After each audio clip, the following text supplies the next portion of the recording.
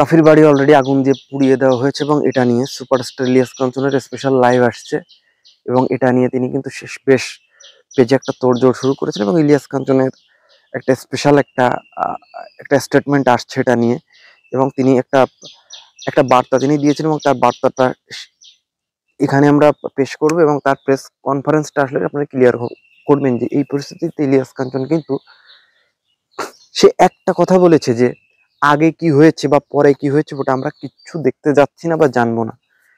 কাফির বাড়ি পুড়িয়ে দেওয়া হচ্ছে, যারা করেছে অন্যায় এবং এদেরকে খুঁজে বের করতে হবে। এবং এই কথাটা কিন্তু কেউ বলেনি, অন্য যে কোনো দলের বা অন্য যারা যারা আসলে রাজনীতির সঙ্গে জড়িত, কেউ কাফির পক্ষে কেউ কাফির বিপক্ষে যেভাবে ঢালাওভাবে স্টেটমেন্ট দিয়ে দিচ্ছে, কিন্তু ইলিয়াস কাঞ্চন এখানে যেভাবে কথাটা বললেন এই কথাটা কেউ বলেনি যে কাফি আগে পরে কি করেছে জানি না, বা ওই ছেলেটাকে আমি ওইভাবে চিনিও না, কিন্তু তার সাথে যেটা হয়েছে, তার বাড়ি এই যে পুড়িয়ে যারা দিয়েছে, এটা মহা অন্যায় করা হয়েছে এবং এই অন্যায়ের বিচার বাংলার মাটিতে করতে হবে, সেটা আপনি যে দলের হন না কেন। এবং এই স্টেটমেন্টটা নিয়ে কিন্তু তার একটা দীর্ঘ লাইভ কিন্তু খুব শীঘ্রই আসতে যাচ্ছে এবং এটা কিন্তু দেখতে হলে আপনাদের সবসময় ফিল্ম স্পেয়ার পর্দায় কিন্তু চোখ রাখতে হবে। এবং আজকে আমরা এটার ব্যাখ্যা দেবো যে 32 এবং 5 আগস্টে কাফি সয়লাভ ছিল এবং মাঝখানে বইমেলায় একটা মেয়ের সঙ্গে তার একটা স্ক্যান্ডাল ভাইরাল হয় এবং সবকিছু মিলিয়ে কিন্তু কাফি বাংলাদেশের একটা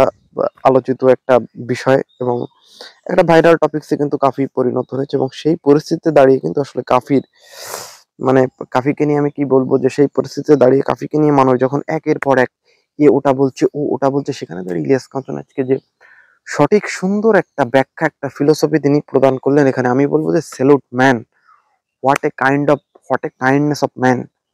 I am proud of you, I am proud of golden star Ilias কাঞ্চন।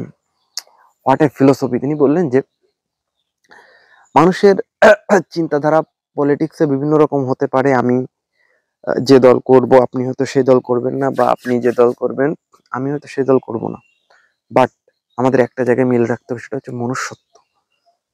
অন্যায় যে করবে সে হতে পারে আপনার সন্তান, হতে পারে আমার সন্তান, কিন্তু আমরা যদি তাকে প্রশ্রয় দিই তাহলে কিন্তু ভবিষ্যৎ ফিউচার অন্ধকার। এবং এই কথাগুলো কেউ বলে না, এবং এই কথাগুলো এত সুন্দর কথা, এত সুন্দর বাক্য, যেটা আসলে মানুষের হার্টে পুরো কানেক্টেড। এবং আমি বলবো যে এই পরিস্থিতিতে দাঁড়িয়ে সে যেটা করেছে, স্যালুট ম্যান, তাকে স্যালুট দিতে ইচ্ছে করছে। এই পরিস্থিতিতে যে আগে আমরা কাফির পাশে দাঁড়াতে হবে, যে যারা এই কাজ করেছে তাদেরকে খুঁজে বের করতে হবে। এবং সরকার কিন্তু কাফির বাড়ি, যেহেতু সরকার প্রোটেকশন দিতে পারেনি, সেহেতু সরকার, অনেকে বলছে যে হ্যাঁ সরকার এখানে কি করবে, সরকারের কি দেয়, তাহলে তো সবাই বাড়ি দিতে হয়। কিন্তু কাফি আর অন্যদের সঙ্গে কিন্তু একটা ডিফারেন্স রয়েছে, এটা কিন্তু আমরা জানি যে আসলে কাফি বৈষম্য বিরোধী ছাত্র আন্দোলনের সময় কিন্তু সবাই সামনে থেকে সে যেভাবে আসলে লড়াইটা করে গিয়েছে বা লড়াইটা দেখিয়েছে, সেই জায়গায় দাঁড়িয়ে কিন্তু কাফির প্রতি একটা স্পেশাল কেয়ারনেস নেওয়া উচিত ছিল। এবং এটা কিন্তু ইলিয়াস কাঞ্চন বলেছেন। এবং ইলিয়াস কাঞ্চনের আপনি দেখবেন যে সে কিন্তু আসলে কোনো দলের না, না তো আওয়ামী লীগ, না তো সমন্বয়ক, না তো কোনো বিএনপি। সে কিন্তু সবসময় ন্যায় নীতির পক্ষে কথা বলেছে এবং নীতির পক্ষে থেকেছে, এবং এই কারণে কিন্তু মানুষ তাকে এত ভালোবাসা দিচ্ছে এবং এত ভালোবেসেছে মানুষ তাকে, এবং সে কিন্তু সেটাই ক্লিয়ার করেছেন। এবং কাফির বিষয়ে তার এই যে একটা স্টেটমেন্ট, এটা নিয়ে আপনাদের কি মন্তব্য এবং আপনারা এটা নিয়ে আসলে কি ভাবছেন, এটা আমাকে ডেফিনেটলি কমেন্টস করে জানাবেন। দেখা হচ্ছে নেক্সট কোনো ভিডিওতে। সে অবধি সবাই ফিল্ম স্পেয়ার সঙ্গে কিন্তু আপনাদেরকে থাকতে হবে।